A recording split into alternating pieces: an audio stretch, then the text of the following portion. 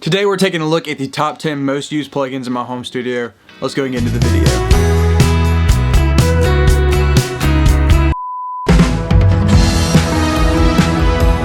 So far this year on the channel, I've been including a lot more playthroughs and sound demos with each video, and with that I've been doing a lot more mixing. I've opened up and reviewed a few of those mixes that I've done so far, and I definitely have like my favorite 10 or 20 plugins that I typically just gravitate toward, but today I'd like to share with you 10 of those that are probably my favorite ones at the moment. Let's go ahead and get into the list. The first plugin on the list is kind of a basic one that has become super mainstream that everyone uses, but I also love it, and that is FABFILTER Pro Q3. Once I bought FABFILTER Pro Q3, I pretty much just forgot that all other EQs even existed, if I'm being completely honest with you. I'll do anything from surgical removing of harsh frequencies to boosts. There's pretty much just nothing that this EQ can't do. It even has a dynamic mode that I use as kind of like a multi-band compressor. I'll use that specifically on like my heavy guitars and the low mids. The workflow of Pro Q3 is just so intuitive and easy. You basically just go to any part of the spectrum that you would like to go to and double click, and you will either get a shelf if you're on any of the edges, or a high pass or a low pass, or if you click somewhere in the middle of the frequency spectrum, then you will just get a bell curve, and you can just scroll with your mouse or with your two fingers to widen or narrow the Q of that bell curve, and that's how you go through and surgically remove whatever you need. And if you don't always want that frequency to be removed, then you can just throw it in dynamic mode and it will just get rid of it whenever it's super present. The next plugin on this list is my go-to compressor for my mix channel, my sub mixes, and pretty much just anything else where I'm doing any kind of bus compression, and that is SLATE Digital's FG Gray. This is supposed to be like an SSL style bus compressor, and like I said, it is all over my mixes. The way I do my routing, I have my vocals and my instruments routed to do two different buses, and then that is into the 2 bus, and I will typically throw this on the vocal bus and on the instrument bus and then on the actual 2 bus, and then it's also on like my drum channels. My two favorite features of FG Gray are the mix knob and the high pass knob. So say that I'm on my instrument channel and I don't want the bus compressor to respond to the bass as much as I want to respond to maybe the snare or another loud component in the mix so far. I'll just take that high pass and I'll throw it to like 70 or so. So instead of the bass channel kind of pumping my compressor, if I go a little heavier on the settings, it's only going to react to that snare or any other really loud parts of the mix. Let's go to the next plugin. The next plugin I'm going to include on this list is the only dynamic resonance suppressor that I'm going to include on this list, and that is SOOTHE 2. If you've ever used SOOTHE 2, then you know it's just super awesome, and it basically, like it says in the name, it picks out a harsh resonant frequency either in your lows or in your highs, and it will tame that to taste. You can either make it super dead or you can just do it like you should to taste. It's one of those things that's really easy to overdo. Just make sure that you don't use it too much because it will straight up kill your mix. I've even seen people use this on their mix bus itself, but I have not done that.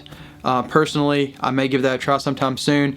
This usually lives on like my drum overheads or on a guitar channel. I'll even use this for vocals sometimes, even like narration vocals. It may be on my vocal channel right now for this video. Check out SOOTHE 2. It's pretty expensive. If you wait for the Easter or the Black Friday sale though, you can get it at a very reasonable price, and I think you'll love it.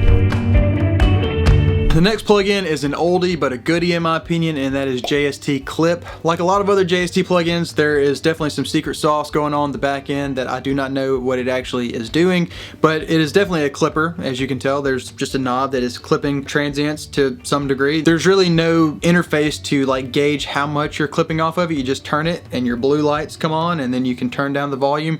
I pretty much just use this on basically all my drum shells, and I'll even use it on my drum like stereo channel sometimes. Like in the demo that I did for my short the other day, I didn't split my drums into multiple channels. I just kept the stereo track itself. So I threw JST Clip on there and I threw it in the mix and just turned it up until basically my kick and my snare were sounding really good, and then I was done. But if you don't have JST Clip, it's pretty affordable nowadays. I think I bought it for like $15 and it's well worth it. It is all over my drum channels all the time. Speaking of drums, we're going to take a look at Steven SLATE Trigger 2. I went probably the first several years of my whole music making like hobby or career, whatever you want to call it. I went the first few years without using Trigger 2 at all. I didn't even know it existed. I knew that people were using samples, but I didn't know how they were using samples.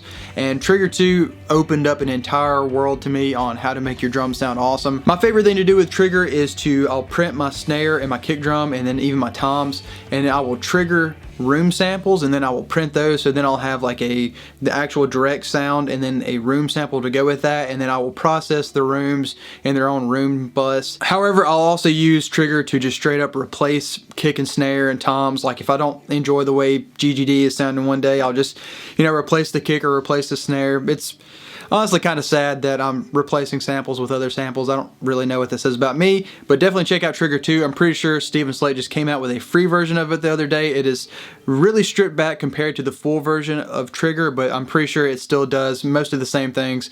If you don't have Trigger 2, definitely check that out. I may get a little hate for this next plugin, but this is a trick that I learned from Brian Hood in his mixing course, and that is Waves MAXX Bass. Waves MAXX Bass is literally a subharmonic frequency like generator. It is actually creating subharmonics that don't exist in the track itself. So I use this on pretty much exclusively my bass channel. I've seen people use this on the mix bus itself. I think I've actually seen Joey Sturgis use this on his mix bus. I've also seen people use it on their kick drum. Basically, I'll take my bass track and or my bass DI, and I will duplicate that, and then I'll have a high bass and a low bass. This is a very typical move that you see a lot of people make. And then on that low track, after I do a low pass and get rid of all of my high frequencies, I'll throw MAXX Bass on there. There's a ratio knob, turn that ratio to 2:1, and then turn up the MAXX Bass to taste. This has just become such an integral part of my bass sound. I can't really imagine getting my bass tone without MAXX Bass. So if you don't have that, check it out. It just immediately makes your bass sound much more consistent in the low end, and I think it's awesome. Here's another plugin that I think I will probably get some hate for, but that's okay. In the world of what I do, I like things to be easy. I just want to quickly make a demo track for my YouTube video, so the mastering is not really something I'm always worried about. So the next plugin is OZONE Elements, and I use it pretty much exclusively for the mastering assistant. I don't do any kind of moves myself within the plugin. I'll just throw it on, put it on like the loudest part of my track, and hit the master assistant and just let it do its thing. And after I do that, it usually makes some kind of EQ curves. You know, if my low end is a little boomy or if my high end needs a little bit more shimmer, it will do that for me, and I typically just let it go. I think it sounds good most of the time. I'll throw this on my 2 bus, and then I will have my reference track going through my stereo output. After I let the master assistant do its thing, I will reference to my reference track, and then I will adjust the loudness to taste. Like I said, it's only like 20 bucks right now, so if you don't care about mastering that much and you just want to quickly get your track out, definitely check out OZONE Elements. Taking a look at a couple more compressors. This is going to be kind of like a 2-for-1 thing, but it's basically the same thing. That is Waves CLA76 and UAD's UA76. The 1176 was actually a compressor that really intimidated me for the first few years of me mixing, and I think that probably is because the attack and release times are backwards compared to other plugins. But once I wrapped my head around the fact that 7 is the fastest, I don't know why it took me so long to get used to that. I started using this thing all over the place. I use it on my room channels, I use it on my kick channels, my snare channels, I will use it on my vocals. I have like a parallel compression bus with a 1176 on it. I will typically for some reason gravitate towards the CLA76. I don't know why, because I know that I own the UAD versions, so I'll grab those if I remember that I own them. I think I pretty much just kind of like being able to open up my mix whenever I'm somewhere besides my studio and I'm not plugged into my interface. I think people like the UAD versions better, but to me the CLA version sounds just as good. So definitely check those out if you don't have those already. I don't know why you wouldn't already have those. Just go to the next plugin. I feel like doing another 2-for-1, so let's do this. Let's take a look at some reverb plugins. VALHALLA makes the best reverb plugins, and they're only $50 a piece. I don't have shimmer, but the 2 I'm talking about here are VALHALLA Vintage Verb and VALHALLA Room. I basically have 2 different auxiliary channels. VALHALLA Vintage Verb is used for my longer, more exaggerated channels. I will oftentimes send guitar leads to that channel or do some vocal effects with that channel. And then VALHALLA Room reverb is just always gonna be my room, and I don't even really customize these at all. I kind of just pull them up and use the default sounds, and they both sound really good. Super easy, super affordable. Some of my favorite, most people's favorite reverbs. Definitely check out VALHALLA for their reverbs. The next plugin on this list is SOUNDTOYS Decapitator. I know this is another one of those pretty mainstream plugins that a lot of people use now, but you know, you kind of wonder like how often do you actually use like a distortion or saturation plugin in your mix? And as I've learned more and I've seen more people mix, it's kind of weird how often you use Decapitator. I have several instances of Decapitator on most of my mixes that can go on my screaming vocals to make it sound a little more metal, a little meaner.